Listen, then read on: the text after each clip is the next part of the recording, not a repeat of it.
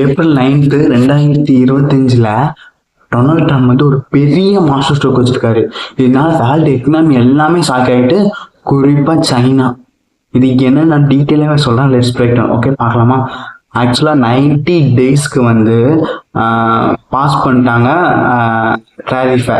Only flat 10% tariff மட்டும்தான் நடக்கும். ஆனால் சைனாக்கு மட்டும் 125% டேரிஃப். ஸோ இதனால இந்தியாவுக்கு என்னென்ன பெனிஃபிட், ஆனால் இந்தியாவுக்கு பிரச்சனையும் வரும்.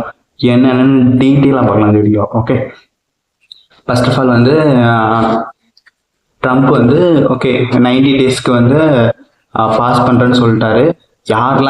யாரெல்லாம் ரிட்டையர்டு பண்ணலையோ அவங்களுக்கு மட்டும் ஃப்ளாட் 10% அப்படின்ட்டார். 75+ ட்ரேடிங் பார்ட்னர்கிட்ட அவர் ஃபுல்லாக பேசி சுமூகமாக பிளான் பண்ணணும்னு நினைக்கிறாரு. ஓகே, இல்லை கண்டிப்பாக இந்தியாவுக்கு பெனிஃபிட் இருக்குது. ஏன்னா சைனாக்கு மேலே 125% வந்து டேரிஃப் போட்டாங்க. ஏன்னா அவங்க பதிலுக்கு டேரிஃப் போட்டதுனால 125% போட்டாங்க.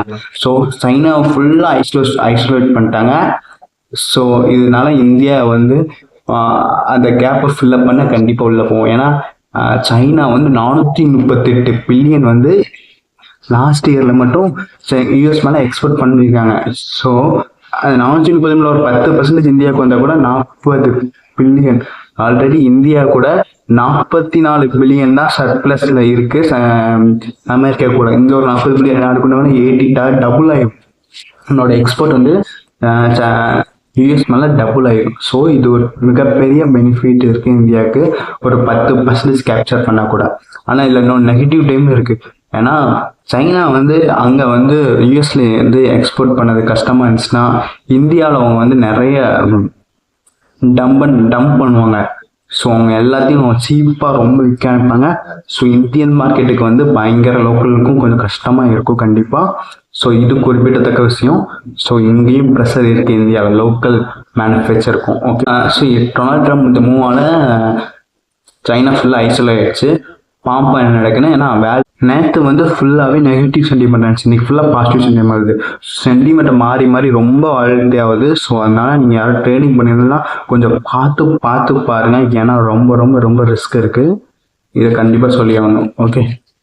ஓகே, டொனால்ட் ட்ரம்போட இந்த மூவால் என்ன பிரச்சனை ஆகும்னு நமக்கு தெரில. ஏன்னா சைனாக்குள்ள யூஎஸ் எக்ஸ்போர்ட் வந்து 143 பில்லியன் தான் எக்ஸ்போர்ட் பண்ணுறாங்க யூஎஸ்லேருந்து. ஸோ எனக்கு தெரிஞ்ச அதிகமாக சைனாக்கு கொஞ்சம் ப்ராப்ளம் வரும் எக்ஸ்போர்ட் எக்கனாமிக் வைஸ்.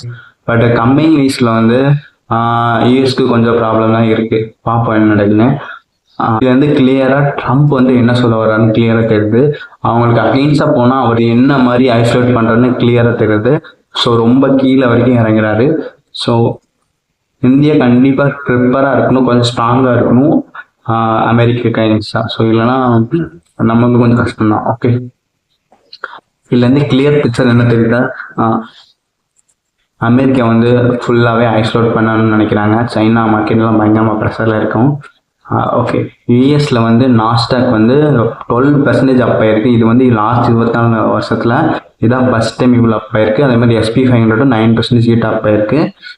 இது கூட 2008 கிட்ட தான் இவ்வளோ 2008 கிட்ட இவ்வளோ அப்பில் வந்துச்சு. அதுக்கப்புறம் தான் ஃபர்ஸ்ட் டைம்.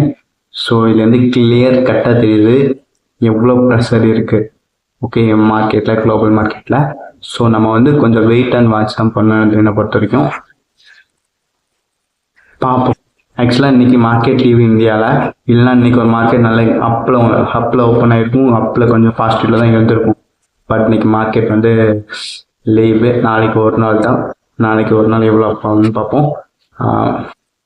ஓகே, என்னை பொறுத்த வரைக்கும் ட்ரேடிங்லேருந்து கண்டிப்பாக தள்ளி இருந்துக்கோங்க.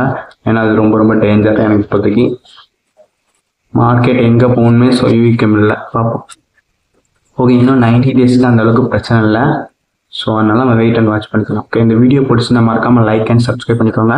இந்த டொனால்ட் ட்ரம்போட இந்த டிசிஷனை பற்றி கண்டிப்பாக கமெண்ட் பண்ணுங்கள். அடுத்து அவர் என்ன பண்ண போகிறோன்னு அவருக்கு தெரியுமா எனக்கு சந்தேகமாக தான் இருக்குது. பார்ப்போம். தேங்க்ஸ் ஃபார் வாட்சிங். தேங்க்யூ.